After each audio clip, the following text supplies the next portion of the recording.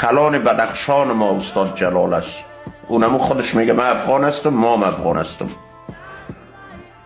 وقتی کلان بدخشان ما خود افغان میگیره، ما بد کنیم خود بدخشان چی نگیریم؟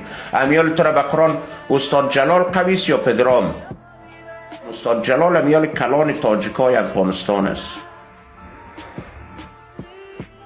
وقتی که استاد جلال خود افغان میگیره دیگه شما چی خود خراسانی میگیرین؟ بی شرفا، سگای لوده، پدرام کلکته.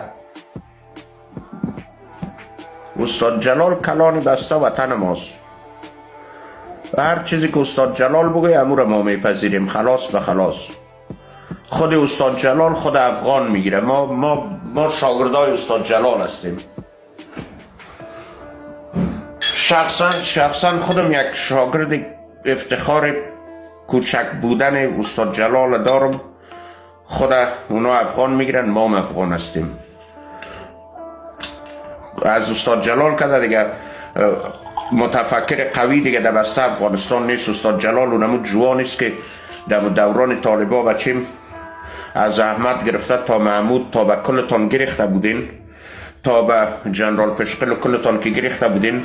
استاد جلال اونمو جوان مردی بود که در روزایی که تمطراق درجه یک طالبان وجود داشت در تلویزیون شش بلند رتبه ترین نفر گروه طالبان انتقاد کرد، توهین کرد، اما این کار درست نکرد.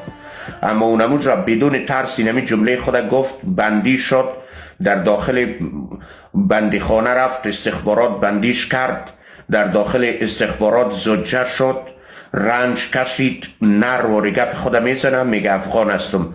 وقتی که استاد جلال افغان ما هستیم، سربلندانه کل ما افغان هستیم.